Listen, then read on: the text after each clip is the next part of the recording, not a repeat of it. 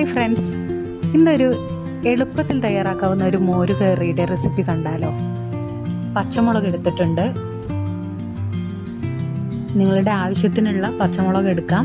ഇത് വീട്ടിലുണ്ടായിട്ടുള്ള പച്ചമുളകാണ്. എരിവ് വളരെ കുറവാണ്.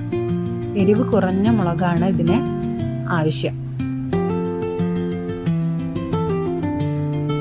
മുളകെല്ലാം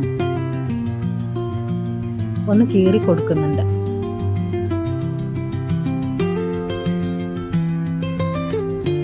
എപ്പോഴും ഈ കറിക്ക് ടേസ്റ്റ് എരിവ് കുറഞ്ഞ മുളകാണ്. ഞാൻ എടുത്തതിലും കൂടുതൽ മുളക് വേണമെങ്കിൽ എടുക്കാം. അതുപോലെ തന്നെ ഒരു കഷ്ണം ഇഞ്ചി ചെറുതായി അരിഞ്ഞ് ചേർക്കുന്നുണ്ട്. ഈ കറിയിലേക്ക് വെളുത്തുള്ളിയുടെ ആവശ്യമില്ല.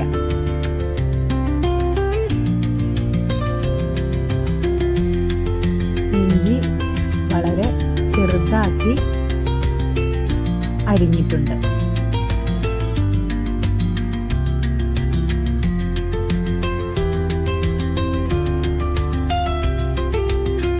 അതിനുശേഷം ഒരു പാത്രം അടുപ്പിൽ വെച്ചിട്ടുണ്ട്.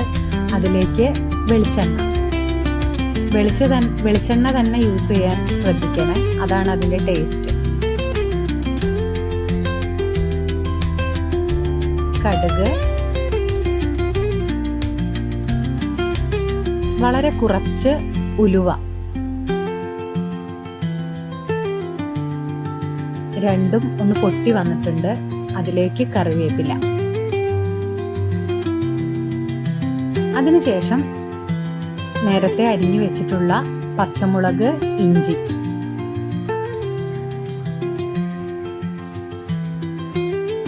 നന്നായി ഒന്ന് ഇളക്കി കൊടുക്കാം. ഇനി കുറച്ചു സമയം ഇത് മൂടി വെച്ചൊന്ന് വേവിക്കേണ്ടത് ആവശ്യമാണ്. കാരണം പച്ചമുളക് നന്നായി വെന്ത് വരണം. അതാണ് ഈ കറിയുടെ ടേസ്റ്റ്.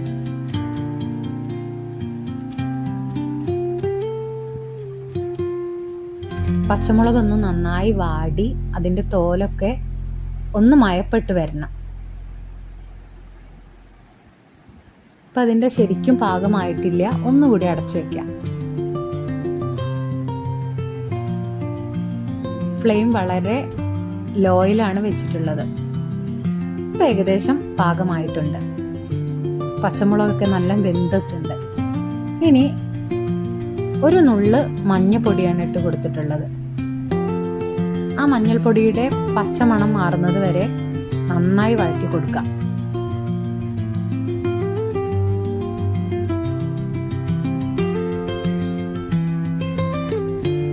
പച്ചമണം നന്നായിട്ട് മാറണം മഞ്ഞൾപ്പൊടിയുടെ. അല്ലെങ്കിൽ കറിയുടെ ടേസ്റ്റ് മാറിപ്പോകും. അതിനുശേഷം ഒരു പാത്രത്തിൽ മോരാണ് എടുത്തിട്ടുള്ളത്. കട്ടി മോരാണ്.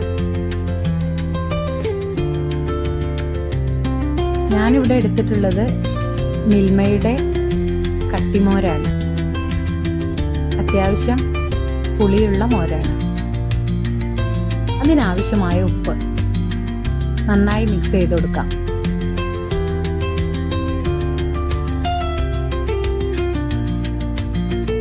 ആവശ്യമുള്ളവർക്ക് കുറച്ച് വെള്ളം ചേർക്കുന്നതിൽ തെറ്റില്ല. ഇനി അതിനുശേഷം നമ്മൾ നേരത്തെ വറുത്ത് വെച്ചിരിക്കുന്ന കൂട്ട് ഇതിലേക്ക് ചേർത്ത് കൊടുക്കാം.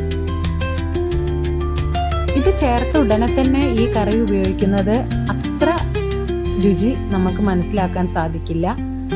ഇതിങ്ങനെ ചേർത്ത് ഇളക്കി കുറച്ച് സമയം നമുക്ക് മാറ്റി വെക്കണം. അതിനുശേഷം ചോറിൻ്റെ കൂടെ കഴിക്കാം.